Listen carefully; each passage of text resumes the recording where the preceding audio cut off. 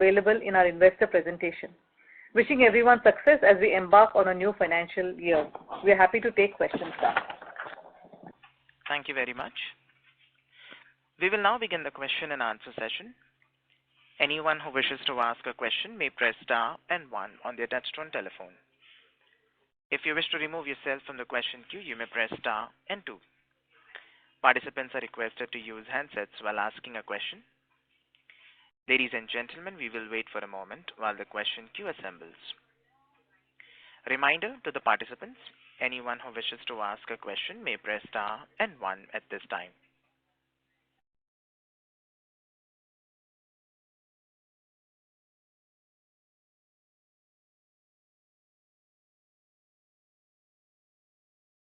The first question is from the line of Avinash Singh from Emkay Global. Please go ahead. Yeah, hi. Good afternoon. Two questions. Firstly, on the margins, yes, protection retail continues to, it appear to be struggling, yet overall protection mix has improved. Even non-par has increased. All in all, ULIP has gone down. And with this and also improving scale, we could have expected a better margin expansion.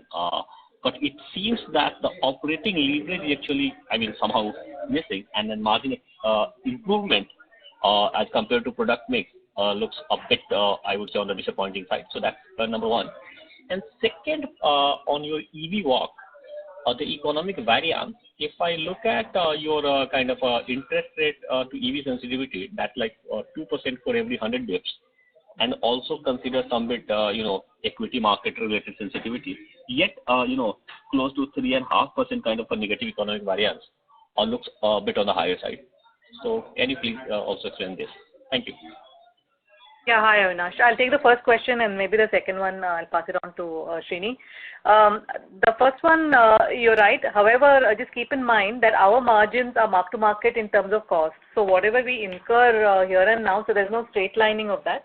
And sequentially, you should see the throughput of fixed costs coming through. As you know, every quarter is sequentially higher, ending up typically quarter 4 is the highest. So you will see that coming through. Some of it is back to business on COVID receding and so on. So a lot of activity, travel, investments that perhaps were somewhat on the back burner, you'll see a fair bit of that coming through. So that's why you have in the walk, you'll see the expense impact having a 0.6% drag on the margins.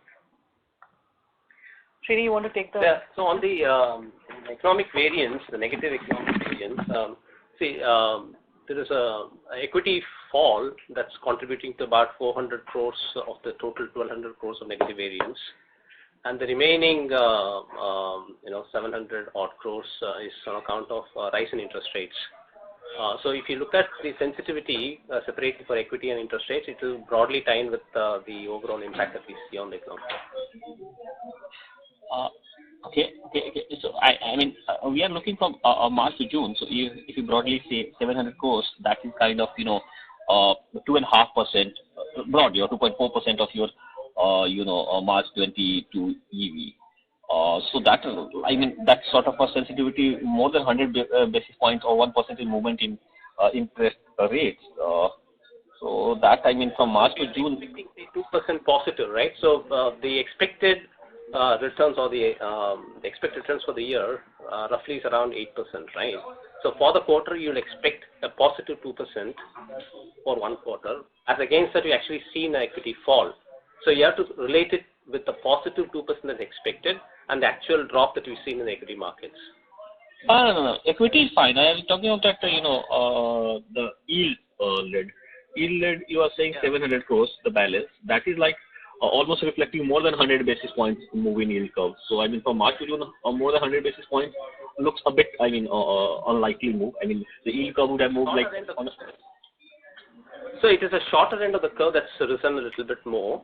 And, as we are holding, say, shareholder funds, which has got no liabilities, and there are some excess assets in the VIF, the value of in force. So those ones are exposed more to the shorter end of the yield curve. So they've risen by 130 basis points during the quarter. That makes it clear. Thank you. Thank you. The next question is from the line of Hitesh Gulati from Haitong. Please go ahead. Yeah, thank you for giving me the opportunity. I just wanted to check on the operating assumption change in the VNB walk that we have shown, and also on what is our view on unwind rates at this year, given that risk-free rates are generally expected to be higher. So, Hitesh, on the first question, we are fairly pleased that for the right from inception, from when we started disclosing our embedded value and the walk, our operating assumptions have been positive. And we continue to do that even against, I'm of course excluding the COVID impact that we have seen. Barring that, it has been positive, and we continue to show that. On your second question, Srini, you want to take? Sorry, ma'am, if I can just interrupt. On the VNB margin also there is some change on operating assumption. Can you talk about that also? VNB. Yeah. So these are change in assumptions versus the assumptions that we put in last year. Right, in the month of March, typically that we put in, this has come through, which is an annual exercise that this is really a strengthening of assumptions that we do annually. That's right. So primarily, say mortality assumptions on the protection book that we strengthened in March. So that's the impact that we captured in this slide. And as far as your unwind rate is concerned, so we are not very gung-ho on the equity markets for this year. So that's reflected in our lower unwind compared to last year. Okay. So this should we expect this kind of a rate for the full year as well? Because last year's rate was about 8.6%. Yeah, we can expect the same 8.1. So we basically set the unwind rate at the start of the fiscal year, and we keep it flat throughout the fiscal year. So next time we'll change it fiscal year. So any change from this will be reflected in the investment variance through the rest of the year till we reset this rate at the beginning of next year. Okay. Okay, thank you. That's it from my side. Thank you. The next question is from the line of Adarsh from CLSA. Please go ahead. Yeah, my question is, hi Vibhan team. My question is relating to protection, right? Term life, both you and peer group has seen a 30-40% drop. Just wanted to understand, the tightening of norms has been there for about 6 months.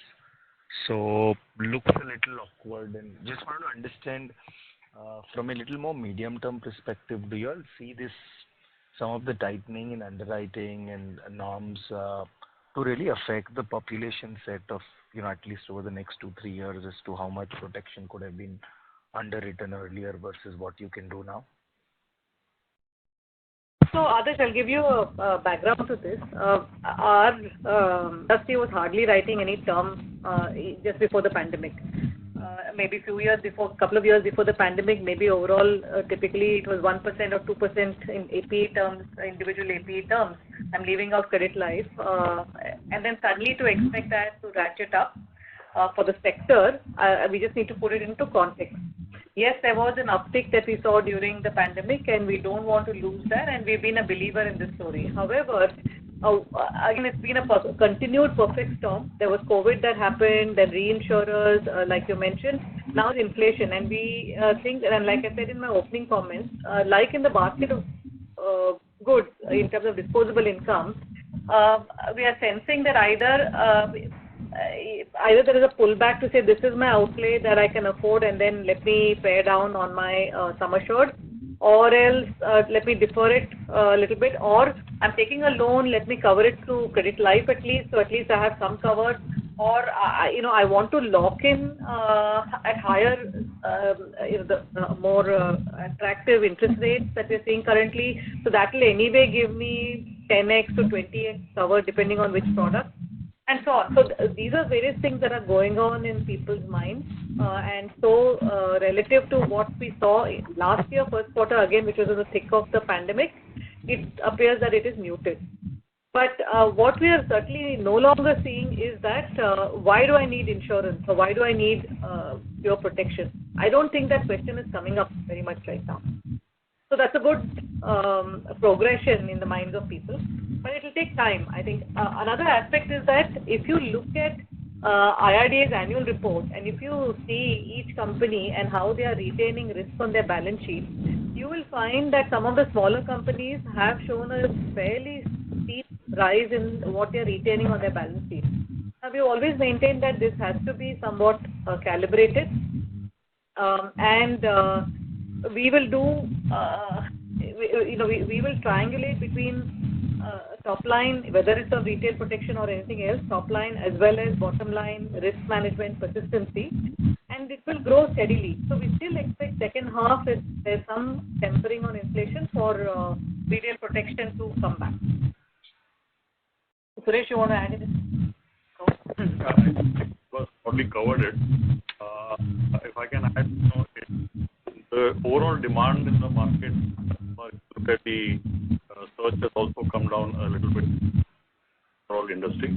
Secondly, from a risk perspective, we are also looking at, while that's improving, there's a fair amount of policies we are not letting go to management also. So then how the journey is more will expect. So, not to take away the story that the protection gap in our country is very large. Sorry to interrupt you, sir. The audio is not clear from your line. We are getting a lot of disturbance. The line itself. Yes, sir. I have Can you hear us now? Yeah, okay. So, not to take away the story of the overall protection gap and the opportunity, I think there is enough opportunity for us to be able to grow protection. But yeah, for the next 6 to 7 months, given, that there are certain good products in the market, even for the field teams and the channel to look at a return on effort on some of the other products, given and all the factors that Vibha mentioned, you may probably see a little tepid growth. But again, this is on the back of a fair amount of demand which came in last year. And the last point I'll add, Suresh just touched upon it, is on the Google search trends. While they have come down, whatever searches are happening, HDFC Life continues to remain right up there. To actually look at how the protection journey has evolved, the developed markets. Mr. Adarsh, sorry to interrupt you, sir. The audio is not clear from your line. There's a disturbance coming. Please check. Just try to mute the line and thanks. Yeah, so when we're looking at the current environment, interest rates going up, and it's about starting to maybe pinch household budgets and disposable income. There are a couple of these things to look at. One is, if you look at some of the surveys that have come up recently in terms of how are people feeling about their prospects, job prospects, and pay hikes in the current environment. A lot of people are optimistic. 2/3 of the people surveyed are optimistic about that, which basically means people are not worried about disposable income coming through. At the same time, savings is something that is, this is what is going to give a tailwind to the savings. But on the expenditure side, anything that is seen as a discretionary expense, people do start looking at, what is really coming for the same rupee was spent earlier. So these are trends that you will see for some more time in, a fairly low middle income country like India. So that is something that we should not be too surprised with. We've always maintained that retail protection will grow over a period of time in India, and this is something that we'll have to, be comfortable with, so that we continue to balance growth with profitability and risk management. So that's how we are thinking about it. Just to follow up here, majority of the reasoning looks to be more like discretionary power of spending going down. Just wanted to reflect on how much do you think is it caused by the tightening, right? Like what kind of population set it cuts off, at least for the near term, in terms of processes becoming onerous or the ask rate of processes going up, including medicals? I think people start getting used to whatever is prevalent in the industry. Yes, there are looser and then on the other spectrum tighter guidelines, but largely people do start getting quite accustomed to the new normal. So my hunch would be, it's always difficult to exactly pinpoint, but my hunch would be that it's more to do with the inflationary aspects rather than the process per se. I think largely companies have stabilized on their process. We have, and so have others. to the new normal, that these documents are required because your reinsurer requires it, or we have tried to triangulate who's this customer through other means, and so on. Whether it's 50-50 or 30-70, difficult to know, but the new aspect certainly is inflation. Got it. Thanks, Uma. Thanks, Neeraj. That's Thank it you. from my side. Thank you. Ladies and gentlemen, in order to ensure that the management is able to address questions from all participants in the conference, please limit your questions to 2 per participant. Should you have a follow-up question, we would request you to rejoin the question queue. The next question is from the line of Sanket Goda from Spark Capital. Please go ahead. Yeah. Thank you for the opportunity. If you look at the credit protect business in the current quarter, around 250 to 60 crores, is back to pre-pandemic levels. On a lower base, that almost a doubling of the business has happened. So just wanted to understand the sustenance of this particular business in immediate quarters, Q2, Q3, Q4, because we have got to the run rate of 200 to 230 kind of a crore number even in second quarter, third quarter, and fourth quarter of last year. So just wondering, do you think that this growth to moderate going ahead, given the low base effect is over? That's one question. Yeah. Yeah. So, from what we have seen, most of our partners, and we have a fair spread across banks, NBFCs, small finance banks, who we work with in this space, the growth has really come in from the loan disbursements, year-on-year growth that they have seen, which range anywhere between 70 to 90%. Some of the larger players have grown fairly fast. Now, at our end, we look at higher value penetration, we look at rider attachment, we look at a little bit of a price increase based on that. So that has led to a faster growth for us, even above the loan disbursements, which is happening for our partner. So I would assume that the loan growth would continue at a certain rate. It may not be as high as this, given that last year the base effect started coming into place between Q2, Q3, Q4. But a significant growth on the partner loan disbursement and a slightly higher growth on our CP business can be expected for the rest of the year. Got it. And within the products, probably is it still because we are market leaders in MFI segment, so it's largely led by MFI segment or it's mortgage which is driving the growth? No, we are very well diversified now across almost all the verticals. If you really look at it across the partnerships that we have got, we are present across mortgage, we are present across MFI, we are present across each of the segments. So, it's not just we have housing, we have LAP, we have MFIs, we have others, and each one of them has grown by, so while some of the other ones have grown by almost 70-75% also, MFIs have grown slightly higher. So, but if you look at H Bank itself, the growth in terms of their overall has been 70%. Some of the NBFC large partners have grown at anywhere between 60 to 150%. And we are present across most of the verticals. Yeah, got it. So the second question is just wanted to understand on the part of protection itself. So we have almost 15 months or more than 15 months we have launched 6 quarters we have launched the ROP plan. So just wanted to understand any tractions there, whether it still continues to contribute around 16 to 18% of the total protection business, because the entire pie has or the absolute amount has come up. Whether ROP somehow has supported or you don't see the trends ROP supporting the growth for the protection business. It continues to. So we are present in all offerings and all parts of our possibilities. So ROP continues to become more and more meaningful. Today it's about a third of our business on the retail, just on a standalone quarter basis. It was about a fourth. It is about a third. Could vary here and there, but we don't really drive a product, Sanket. It depends on which channel, what is the preference of the customer, but it is there as an offering. But if I can add, I think as a trend, as we go more into tier 2, tier 3 and some of these markets, the ROP product share in some of those markets will be fairly high. And also, coming back to the earlier discussion in terms of the impact of higher interest rates on both savings and, spends, ROP is seen as a hybrid in terms of, buying protection, but yes, if nothing happens, then money comes back. So in some sense, a bit of a hybrid between protection and savings. So that does address the current sentiment as well. Perfect. And last one from my side, just from a data keeping point, what is our market share right now in HDFC Bank compared to what it was probably for the same quarter last year or full year last year, or FY22 in total? So we're not really giving out numbers like that because each partner is, it changes quarter on quarter.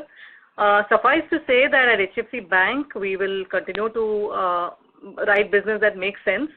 Accretive on VNB, we will look at what is our persistency, because often just taking one lever will not make sense, because we might say no to some business because we either don't believe philosophically in some kind of a product, or the persistency we might not be very convinced about and be okay to say no to. On term, there might be a price war in a particular quarter. So I think we'll have to say typically we've been about 2/3 of their business, and like I mentioned in the opening comments, as the merger fructifies, we are hoping to that this strengthens further. Got it. That's it from my side. Thank you. Thank you. Thank you.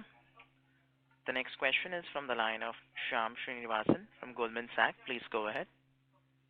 Thank you for the opportunity, and good afternoon, everyone.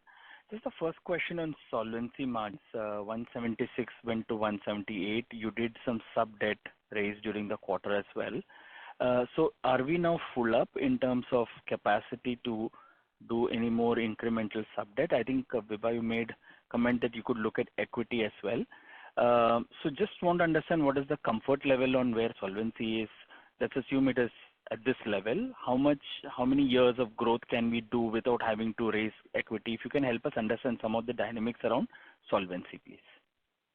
Right. So the straightforward answer is that today our growth is not getting impacted, our retail growth, because of the solvency. Our stated objective has been around 180. We've been in the 180 to 190 odd % range. Sometimes been about 200, but anywhere between 180 to 200 or thereabouts. So slightly shy because of the HDFCLIFE merger. Now, in terms of looking at raising equity, we might look at it depending on whether if there are growth opportunities, or we perceive prolonged stress in the system, so that we feel a little bit more comfortable with strengthening our solvency. We might do that. It should not be a very large amount, but back into the kind of zone that I just mentioned. Got it. So you are at the lower end, so you think once you cross 182, you should be okay from a growth perspective. Yeah, I mean anything 200, 220, something like that would ensure that we don't have to keep tapping the markets again and again. But we are still in the process of evaluating and seeing how prolonged some of the global tensions are, and are they receding, some of the largely macroeconomic factors. Yeah, so just to add to what Vibha mentioned, if you recollect, before the Exide transaction, we like Vibha mentioned, operated in the 180-190 band, and we've been fairly comfortable that this will support organic growth for the 3 to 5 year period. Two things have happened since then: HDFCLIFE transaction, yes, and also the environment has become a lot more volatile compared to where we were talking about this maybe a couple of years back. So that pushes up our threshold marginally. From say 190 or to maybe a little over 200, but that's about it really. So, got it. That's helpful. Just back on to retail protection. I'm just looking at your slide 19 to understand where the weakness in terms of this is most exemplified, right? Seems to be at least some bit in agency and some bit online seems to be the biggest drop. So is the whole push thesis around this coming off because, or am I reading this kind of table or chart wrong? And I would assume online people have higher incomes, right? So just trying to understand even from a demand perspective what's happening across these channels on retail term. You want to take this? Yeah. So let me just address the online first. Like Vibha mentioned earlier, the Google searches really have started coming off as compared to the previous year. And you're also right that in our online channel as well as overall for HDFC Life, the profile of customers is slightly higher on the affluent side. So we remain the number one brand when it comes to search. We remain there, but the numbers are coming down a bit in terms of the total online conversions which is happening. So there has been a dip which you've seen, and we assume it probably holds true for the full industry because the same trending in terms of Google searches seems to be happening on keywords either on term or in terms of the specific brands which are there in the market. So there has been a little bit of a slowdown on online, but we are putting in our efforts in terms of digital marketing and all of that, and we expect that to pick up over a period of time. Agency, like we mentioned earlier, I think, yes, it's probably a little lower than what it was. But there again, there are a combination of factors, what we explained in the previous question. I think a little bit of inflation, a little bit of push on the ground where people are the agents are able to sell a non-par kind of a product at much easier return on effort, as well as the fact that, some of the customers are waiting for this whole thing to go through before they come back and take term, maybe easier processes or better pricing. But frankly, for us, it's broadly in the range in terms of how we expect agency business and product mix to happen. We should be able to push the pedal in terms of agency protection as we go forward. Got it. Last data point, I know you share this for every 100 applications that come through. I remember fiscal 22 was 60 for retail term in terms of what we were able to close. Is that number changed at all? Yes, so that has started improving for us now. So it's around 3 basis points improvement in terms of the conversion, that 3 percentage points which is improving, has improved in terms of what we are. It is a combination again in terms of what persona and profiles we are sourcing on the ground, what are the underwriting credit easing that we have done, as well as a little bit of analytics at the back end that we are able to push some of these down. So we have moved up a bit in terms of the conversion throughput. Also, you'd have picked up during the last month we had mentioned about how we are doing cardiac risk assessment. This is one of the things that would help. So, and this is something we've been solving for the past 24 months at least, because getting people to go to a hospital or a nursing home to do their stress test during COVID and so on was just becoming a roadblock.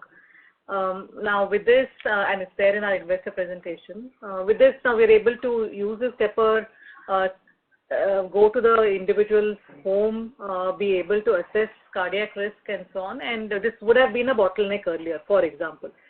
So just systematically working through each one of these bottlenecks to be able to, one, give ease to the customer, and equally important, not take on risks on our balance sheet just because somebody else is willing to do it.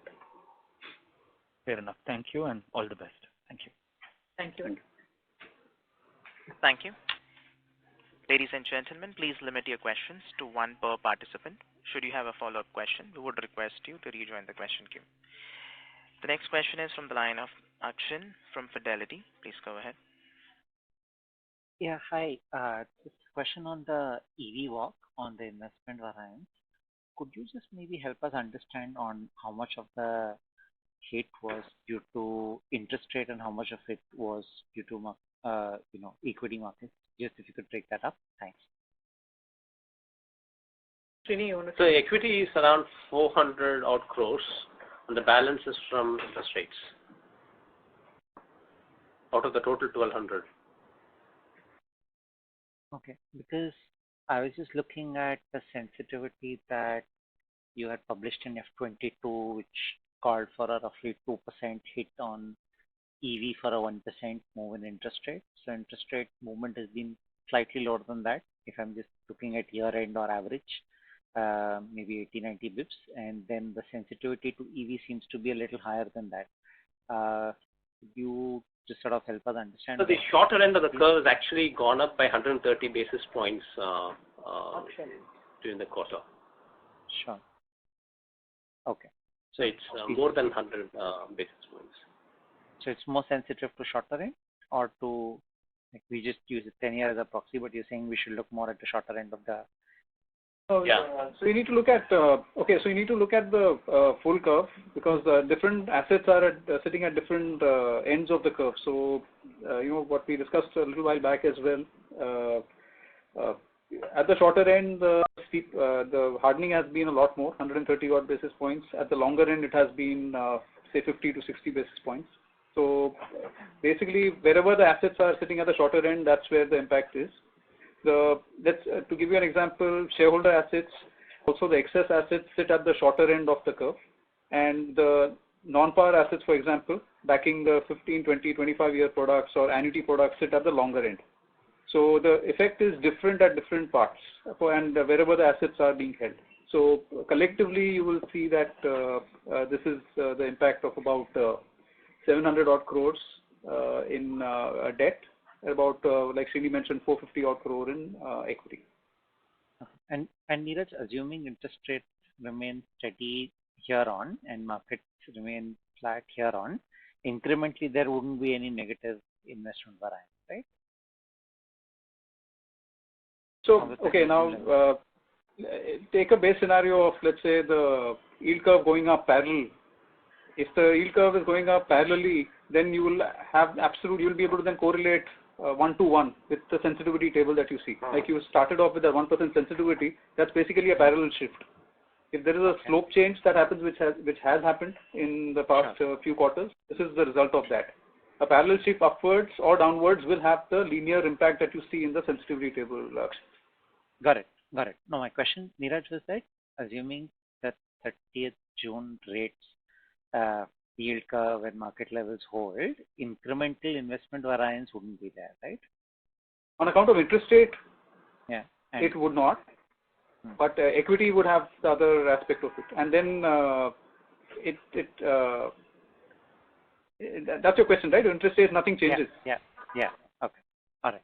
So yeah, we are basically expecting around 8 point whatever percentage in unwind is what we are expecting to earn on the assets. So if you're saying there is no further shock, we assume that it will earn 8%. The assets will earn around 8%. So if that there is no variance against that expected, then you will not see any further investment variance. Okay. That's it for now. I'll come back in the queue for another question. Thanks.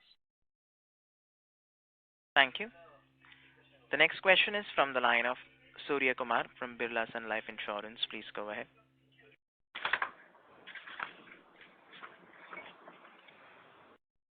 Surya Kumar, your line is in talk mode. Please go ahead with your question.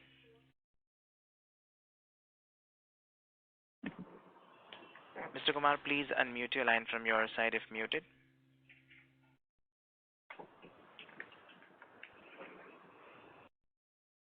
As there is no response from the current participant, we'll move on to the next question from the line of Prakash Kapadia from Anived Portfolio Managers. Please go ahead.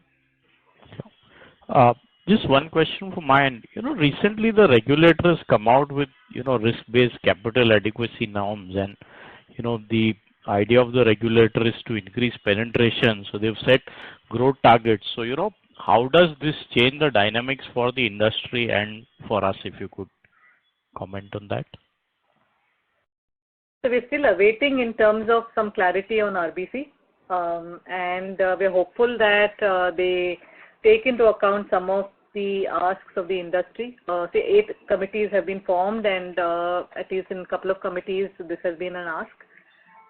Yes, they have rolled out targets to insurers, and we appreciate that the regulator is equally focused on developing as much as it is on regulating. So that is welcome. But having said that, I think I'm sure all the life insurers would, whether the regulator is directing them to focus on top line or not, they would anyway want to solve for low penetrations and so on. So more of that will continue. But this wouldn't, Vibha, in a sense lead to, margin erosion or profitability being compromised in lieu of higher growth, or it's too early to? I think it's too early because I would hope that it is more in terms of cajoling life insurers to continue with their attempts at insurance penetration rather than mandating. Sure. Even today, there are companies that perhaps the persistency is a lot lower than the listed players. There is next to no disclosure on their margins. There is next to no disclosure on their operating variance on embedded value or embedded value itself. So all of that is there. So in the absence of, apart from the listed players disclosing these numbers, it's very difficult to say what are companies operating at today and where, and post the drive on top line, where have they ended? Everything is fairly difficult. So, so we'll have to wait and see. I think directionally it's welcome, but personally I would hope that it's calibrated, because especially life insurance is a very long tail product, and risk management and quality of business, right selling, customer missale complaints, claims, settlement ratios, all of those aspects are equally important, and that happens post sale. So I would, and I'm sure regulator is very cognizant of all of those aspects. So would like to see this holistic ask from us as a sector. Sure. Thank you. Sure. Thank you. The next question is from the line of Nitin Agarwal from Motilal Oswal. Please go ahead. Yeah, hi. Thanks for the opportunity. So, Vibha, one question around the competitive intensity. How do you see it in the non-par savings business? And with the recent increase in product IRRs, how do you see the margins trending in this line of business? So given, I'll answer from towards the end of your question on margins. Given our upward trajectory, continued smooth upward curve on margins, quarter on quarter, year on year, doubling in 4 years in terms of VNB, all of that, that will continue to happen. No change in that. Yes, some quarter here and there. What we do find is more the mid-tier, apart from the listed players, a lot of competitive intensity. But again, there's very little disclosure, next to none, on any of their metrics. So that is expected, I guess. And if we extend the horizon a little bit, things do normalize. Things do tend to normalize, and that too will happen. There is a trade-off in the minds of the customer between a market leader, for example, a Sanchay Plus has been our innovation. Sanchay Par Advantage has been our innovation. So there is a premium that is that customers are willing to pay for that. Yes, we have to stay in the zone. But if you were to look at annuity, we have grown by about 10% when market is degrown by 9%. This is on NBP terms. So, and there too there is competitive intensity, and I think that is par for course. Okay. And one clarification regarding the shareholding of HDFC Limited. I just want to know, like, how easy or difficult it is to do a pref issue to HDFC Limited, and will there be any regulatory hindrances in that? See, they are a promoter. It is every promoter's obligation, and for them to extend support to the life insurer. So they've always expressed that. I don't see there to be any issues per se, because the capital that we might want to raise and might feel comfortable about, like I talked earlier, depending on market volatility, is not going to be huge. It's going to, like I said, put us in the zone of maybe 200 to 220% or somewhere along that line. So none of that should take it above the currently permitted regulatory norms. Right. No, I'm asking this question not from your perspective, but from HDFC Limited's angle. Can it like go from up? their angle only, they are permitted to hold up to 50% today. Had the HDFCLIFE transaction not happened, they would have been there. So they're currently at 47.8, Nitin. Yeah. So the question was, like, if they now want to increase, then is it easy to like do a pref issue and get this done, or will it be quite a task? In what, from what angle? From a funding angle or regulatory angle? From the regulatory angle, yeah. So that's what I'm saying. See, regulatory, what is the extent regulatory requirement that they should not exceed 50%? Right? What Neeraj just mentioned, the kind of capital we might want to look at will not take it above 50%. So there is no regulatory issue here per se, apart from, yes, they are in the midst of a merger. Yes, all regulatory, people will be kept in the loop. But it is when you look at underlying that your subsidiary would feel more comfortable against a volatile situation on having a little bit more of capital. current extent regulatory norms will not get violated. And the normal course of business, Nitin. Right. Sure. Thanks so much and wish you all the best. Thank you. Thank you. The next question is from the line of Atul Mehra from Motilal Oswal Asset Management. Please go ahead. Yeah. Good afternoon, and thanks for the opportunity. Just one follow-up on the previous question. So, the current regulation says that if you were to imply HDFC's shareholding as HDFC Bank shareholding in the life insurance company, then they are at 47, and the regulator basically says that either you be at 30 or you be at 50. So there have been some instances where there has been some confusion around this. So just to reconfirm, what we are saying is going from 47.5 to 50 doesn't require any kind of regulatory approval in the current scheme of things?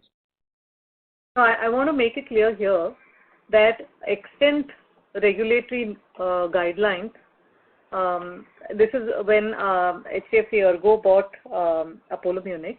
That's when HDFC was asked to bring down the stake from to 50%, right? Mm-hmm. And we would have stayed there had it not been for the HDFCLIFE merger, right? So that still holds, and the capital we are looking for is within what already holds. Right. And ma'am, is there any timeline to this fundraise? No, we have not said that there's going to be a fundraise. All we are saying is that we will evaluate all options in front of us and also whether we need to have more. But given extended volatility, it's something that we might feel comfortable about, but it's an evolving situation, as you know, on the macroeconomic front. Right. Ma'am, just one more clarification on the same point. Right? We've also seen one more instance in case of, say, ICICI Lombard, where even they went through an M&A. Not very clear. Is it better now? Slightly. Yeah, sorry.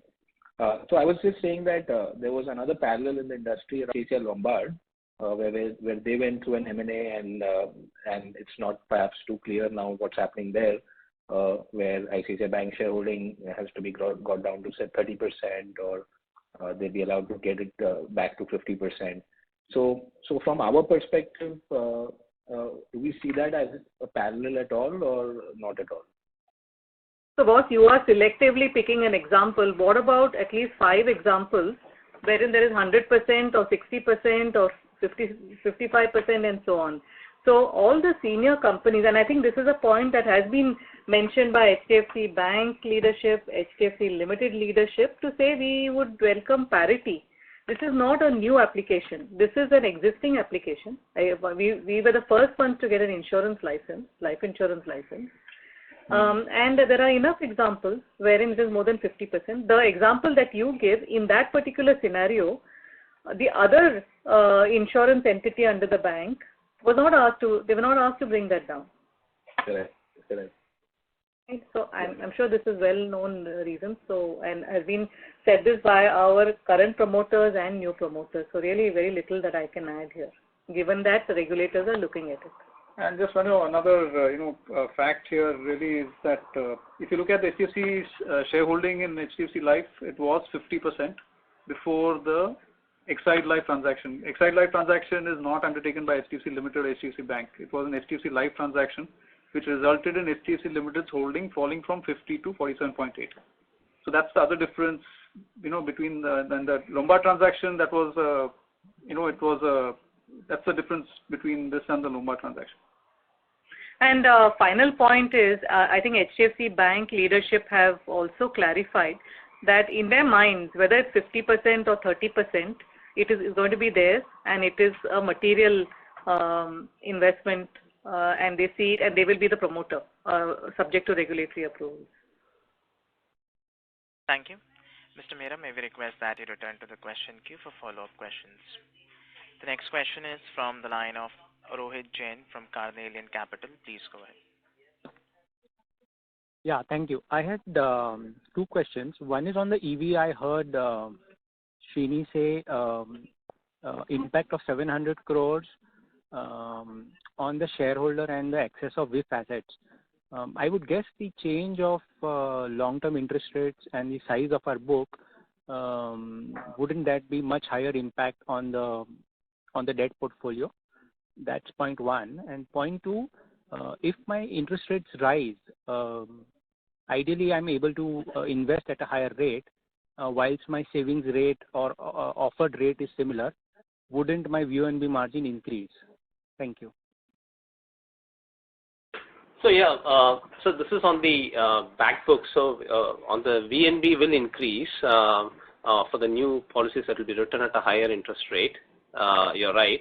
Also bear in mind that we hedge as and when we write any new policies, we immediately hedge the book as well. So what we are actually exposed to when interest rates rise is to the extent of the shareholders' assets where there is no corresponding liability, and also the excess assets on the non-par book as well. So those are the ones that are sensitive to the interest rates going up. And like we explained earlier, the shorter end of the curve where these shareholder assets and the VIF assets, excess assets in the VIF, so those are the ones who get exposed. And there, in the short end of the curve, the yields have gone up by 130 basis points during the quarter. So that's why you see this 700 crores on the interest rates, interest rate sensitivity. On the new business, like you rightly pointed out, on the new policies, as and when we write it, you'll be able to write it at higher interest rates, and all things being equal, you'll be able to get a higher margin as well. Sure, thank you. But our margins in Q1 have not increased materially, right? Corresponding to the same quarter of last year, it has gone up because you understand there is a little bit of a seasonality to our business. So it's gone up by 60 basis points compared to the first quarter of last year. Yeah, and typically in quarter one, you'll see about, give or take, 15% of the year's business coming in Q1. Expenses typically get front-ended in terms of things like manpower, technology, etc. And you see that effect, unwinding through the rest of the year. So, and also our expenses are reflected in our VNB margins. We don't normalize it throughout the year. So it's as and when it gets incurred, we reflect in the margin for the quarter. Understand. Thank you. Thank you. Thank you. The next question is from the line of Nischint Chawathe from Kotak Securities. Please go ahead. Opportunity. I'm just looking at margins on a year-on-year basis, which is essentially 1Q to 1Q, and trying to understand if there was, if there were any changes at the product level margins. I do understand that I think there were some higher expenses because of travel and new investments, etc., kicking in. But at the product level, have you seen any pressure on margins, given the fact that probably the cost of hedges would have gone up, or maybe even on the protection side, you would have seen the reinsurance rates going up? So, Nischint, if you look at the Q-on-Q product mix, you'll find that the changes are fairly small. You'll find that unit link has come down marginally, PAR is at a similar level, term has gone down, Q1 to Q1, we've discussed that. On the non-par side, it's gone up, but the profile of the non-par products have changed. We've discussed, so we have Sanchay FMP, which is a significant part of this business. Annuities have gone up. So they have a fair number of compensating effects in terms of what's happening in the product mix itself. Product level margins may not have moved too much. There could be instances in a period where the spreads may have gone up to some extent, on some of the products like annuities and maybe non-par. But that again depends on, what the rate is at a particular point in time, how are we reacting to competition, within the quarter. So a lot of these effects are kind of cancelling out each other. The key really is 60 bips in expansion and basically the smallest quarter of the year. And expenses are not necessarily, in that sense, to that extent. So expenses are more front-ended compared to what you will see in terms of the revenue pan out over the rest of the year. So it's all of these effects which are, creating this net effect of 60 bips expansion. So on the expenses, Nischint, for example, HDFC Bank added about 700 branches in Q4 of last year. some of our other partners, the newer partners, I mentioned quite a few names on my opening remarks. So there is a lag in terms of us having manpower, feet on street versus beginning to see business, and that is also a bit of a COVID impact. We had reined in quite a bit of these sorts of investments, and now it is full throttle. Also, some of the activities that we have in order to kickstart sales, that's also front-ended, and you'll see this evening out as a percentage as we go through the year. But like Srini said, we mark to market every quarter. We don't straight line our NBM. Yeah, that's right. Thanks. Just the second one is on the term business. Do you see, I mean, I understand that, at this point of time, probably the return on effort for the team was, to sell some other products versus term, etc. But do you really see that changing in the second half of the year, or should we kind of remain in negative for the entire year in term?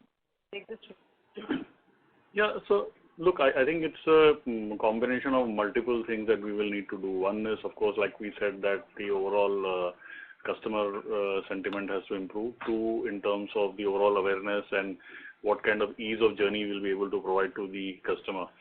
There is a little bit of effort on our side in terms of ensuring that all channels, all frontline is activated in terms of being able to convince and customers in terms of term being available for them. A little bit of innovation is also possible in terms of the product and the features that we can do. But frankly, there are a few positives also. Customers are now more willing to go for medicals. So, some of those trends we have started seeing. So as we go into quarter 3, quarter 4, a little bit of push in terms of how do we activate all the channels, the product proposition and the journey is becoming easier, will lead to, we believe, an increase in terms of the term. So we've still budgeted higher numbers in term, but we'll have to wait and watch as to how the overall industry grows over quarter 3 and quarter 4. But these are trends that we see across the industry. We can easily do it by changing pricing, but really that is not what the end objective is. Perfect. I think that's very insightful. Thank you very much and all the best. Thank you. The next question is from the line of Nidesh from Investec. Please go ahead. Thanks for the opportunity. 2 questions. First is with this inflationary expectation going up and interest rates going up, how do we see the growth for non-par savings business for us through the year? That's the first question. And secondly, how do we think about the sustainable operating ROEV for our business? I think it has declined from 18% to 16.5%. Is this 16-17% is a new normal, or we expect to go back to 18-19% in future? So I'll answer the first one and then hand it over to Neeraj. The first one, we continue to see very robust demand for non-par, and that will continue. We are, even versus bank fixed deposits, even on the shorter end, the Sanchay FMP, we are at least 100 to 130 basis points more attractive. This is at the highest marginal tax bracket, and even lower tax brackets, we come out meaningfully more attractive than just parking it in fixed deposits. I think that's well understood. Apart from that, the longer tenor non-par also, the category has been born. Now, we've launched this about 4 years ago, and people understand reinvestment risk and no longer confuse a debt mutual fund or parking it into fixed deposits with long tenured Sanchay Plus and so on, because locking in and getting assured returns until you're alive, all of that is now well understood. So no issues on that front. We also reprice fairly swiftly. So taking advantage of what we are able to earn, we look at it on a dynamic manner. So really no major concerns on that front. On ROEV, Neeraj, you want to take that?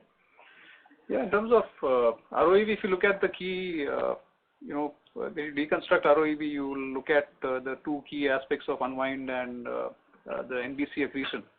So in terms of unwind, we already discussed, we are expecting our assets to earn a little over 8% in this year. Anything over and above that will get, or rather different from that will get reflected in the investment variance.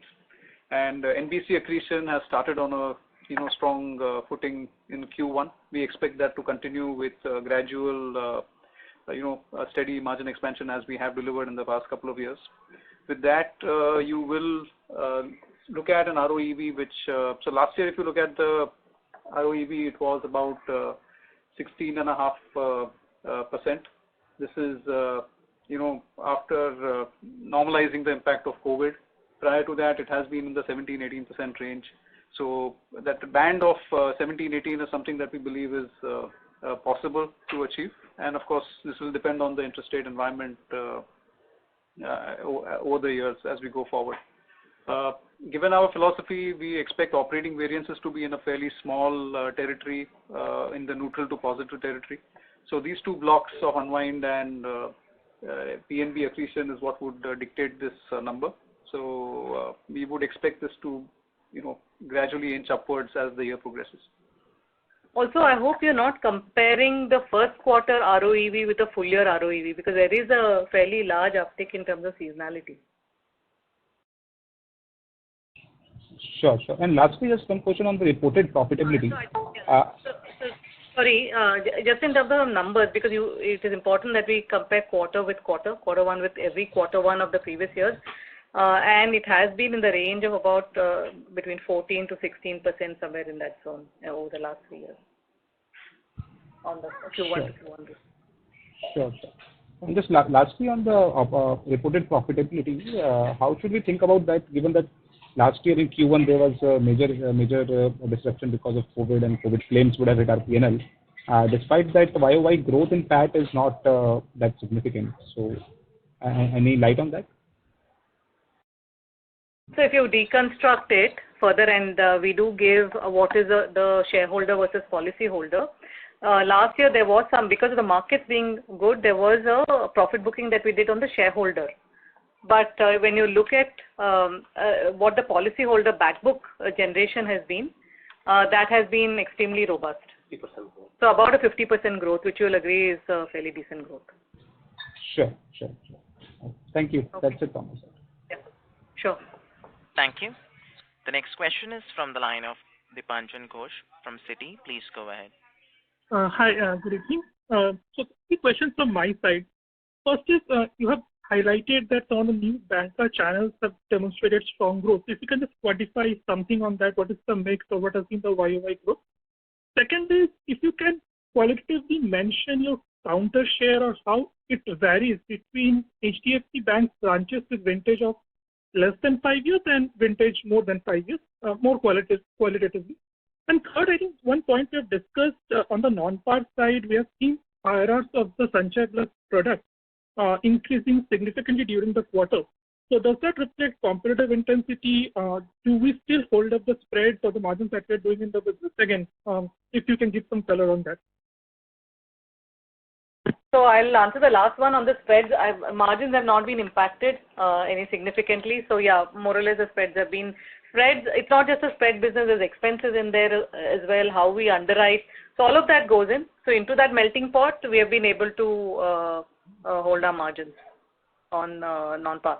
Suresh, you want to take your first question was on term growth across the channels or was on overall growth across the channels? Overall growth across the non-HDFC Bank channels, and also what is the mix today on the overall of this non-HDFC Bank channels in your overall mix?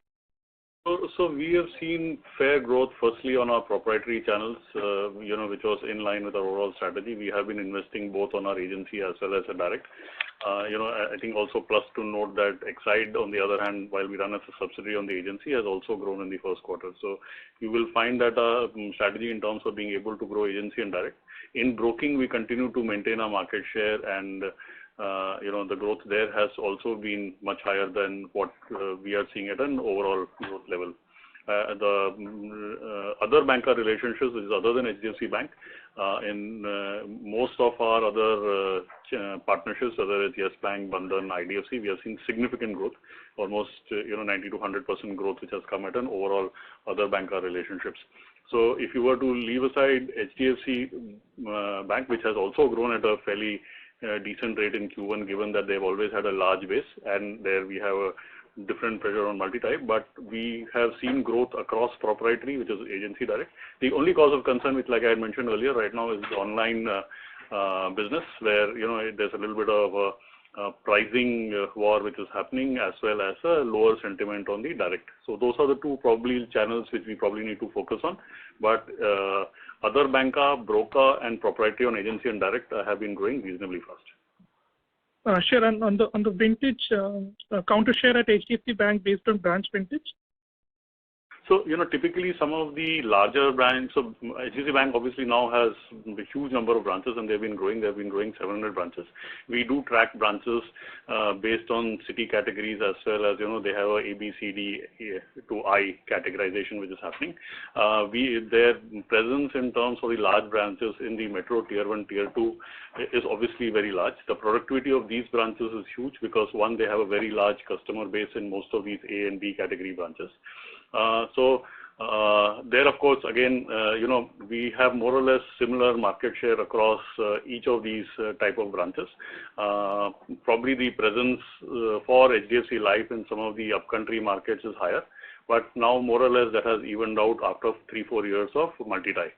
So obviously the productivity of the larger branches, as well as the growth has been fairly similar across. I think some of the tier 2, tier 3 branches have been growing faster, but it is not a huge deviation in terms of how, I don't have the exact specific in terms of how the greater than 5 crore and less than greater than 5 year and less than 5 year vintage branches are, but I would assume that the growth would be on similar lines. Sure. Just one data keeping question. Can you quantify the non-HDFC Bank, the other banker channels? What is their proportion in your overall individual business today?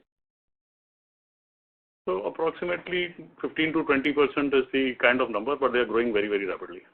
Sure. Thank you and all the best. Thank you. Thank you. Reminder to the participants, please limit your questions to one per participant. Should you have a follow-up question, we would request you to rejoin the question queue. The next question is from the line of Jayant from Credit Suisse. Please go ahead. Thank you for the opportunity. Just one question. This change in assumptions of mortality strengthening, is this across the protection book or specific to any segment like CP or individual? It's both. It's both. It's both. And after this change, are we provided for FY23, or this will be an evolving situation? So we don't provide anything. Like you said, we set the assumptions at the sort of start of the year. So that goes through. So next revision, if at all, depending on the experience, would be in next February, March of next year, 2023. Okay. Thank you. Thank you. The next question is from the line of Rishi Jhunjhunwala from IIFL Institutional Equities. Please go ahead. Yeah, thanks. Most of the questions have been answered. Just one quick thing. You mentioned about the decline in the term protection business on the online channel. Is that trend similar between your own online website versus web aggregators? Because it seems like the largest aggregator is still doing reasonably well there. Yeah, they are along similar lines. I think, look, for us, we needed to ensure that there is parity on our pricing between our own sourcing as well as what we have on the largest aggregator. There is a little bit of a price differential which you can see on the web aggregator level, which is one of the reasons, we have, like Vibha had mentioned earlier, any kind of pricing which we have on any particular is what we would like to maintain across all our partners and all our channels. So the trending is similar. We've also tried to ensure that we have the right product mix even with the large aggregators or whoever we are playing with. Understood. And just, you've mentioned in your PPT about, new product Click to Protect Optima being launched in FY23. Just wanted to understand here the health cover is something that, again, it's a benefit one, or is it something that you're doing with your general insurance sister concern? So we have been doing this Click to Protect Optima for some time. It's Ergo, which has launched a new health indemnity product called Optima Secure. So they had Optima Restore earlier, so now they got Optima Secure. So this combi product is to reflect their new product. Understood. Okay. Thank you. All the best. Thank you. The next question is from the line of Dhaval Gada from DSP Mutual Fund. Please go ahead. Oh, yeah. Hi. Thanks. So just one question relating to the GTI business. If you would just comment around, sort of prospects there and, profitability around that business. Yeah. Thanks. So GTI is now coming to some sort of normalcy now in more recently. So we believe that the pricing is more reasonable now. So therefore we have also seen some uptick in our business, and we believe that at these prices it will make some money for us. It'll be a fairly relatively a tactical kind of a business because it's bid out every year, right? So it really depends on how the pricing kind of works for the risk that we take, and that's how we look at this business. Got it. Thanks. Thank you. The next question is from the line of Prateek from Nippon India Mutual Fund. Please go ahead. Yeah, hi. If I were to look at individual protection and compare it to 1Q FY20, the absolute amount is the same, but there is a pricing element sitting over here. Plus, this quarter you had ROP, which was not there in 1Q FY20. So adjusted for that, on volume terms, the degrowth seems substantial to the extent of 30-40%. Is only consumer discretionary the reason for it, or is there something more to this? So there is also tightening of the underwriting norms, right? So when you look at FY20, we are talking about a couple of years ago, and in the last 2 years, you've seen there's a lot of stringency in the underwriting norms. So that's also sort of contributing to the drop in the new NOPs. Yeah, but then it looks like that I think someone was asking also, there is a cutoff, right? With higher pricing, the size of opportunity has reduced, right? Is that a fair understanding for protection? So it's either that or people are saying that I will reduce the sum assured. So either they reduce the premium or they reduce the sum assured. These are the two levers that are there, or they will postpone. And when I look at your number of individual policies sold on a 3-year basis, the CAGR is just 1%. The lives insured is -6%, whereas our total individual AP has grown by 15%. Can you help me reconcile this in the sense, is there a element of volume degrowth happening and only average ticket size increasing? And I'm saying on a global basis. I mean, given some of the products that we have launched on the non-par and par side, the average ticket size of some of these products has been significantly higher, and it's also been, like I mentioned earlier, an ease of sale for some of these products given the high demand which has been there for these products. The NOPs on the term have actually degrown. That is right. Like Vibha mentioned, there were a few reasons in terms of whether the customer postponing or not taking it up based on the pricing, and we are also tightening our underwriting norms. So if you were to look at it without the term, our growth has been on NOPs has been there. But overall, the industry has been struggling with NOP growth, and which is really where the challenge is for the industry in terms of the number of lives which we need to cover. But we have grown. If we exclude this cohort, we have over a greater than 3-year CAGR of almost 10% in terms of NOP. And Srini, if you can give me a number of you. Sorry. Sir. No, go ahead. Sorry, sir. No, I just mentioned that there are certain cohorts on the low ticket size that we have exited because we found the quality of the business either in terms of persistency or in terms of claims or mortality being higher. Okay. And Srini, can you give me some rough idea of number of unique customers which you would have and the growth of them, let's say over FY20 versus 22? We might feed that in subsequently, don't have it handy. Okay, surely. Thanks. Looking forward to that. Thank you. Thank you. Ladies and gentlemen, we will take last 2 questions. The next question is from the line of Avinash Singh from Emkay Global. Please go ahead. Yeah, So quickly, one thing on retail protection. So I mean, is that again in terms of the volume fall entirely led by the subdued demand, or is it that? I mean, if you can quantify that, okay, how much subdued demand is contributing, and how much of it is because I mean your acceptance rate from proposal coming to acceptance had gone down. That's one. And second, if you are already able to launch this combination product with your HDFC Ergo, if at all regulator allows you to distribute a health product, what does it change really? Thank you. So I'll take the second question, and maybe Suresh can answer the first one. We have been at the forefront of nudging the regulator to allow us to sell, and this is something that we have been selling in the past until about 2015. What this will do is, I mean, it will depend on what form or shape we're allowed to. The ideal would be right from manufacturing to distribution. We can do both. Otherwise, it will just be distribution, which is what we have given, what we were allowed to recommend.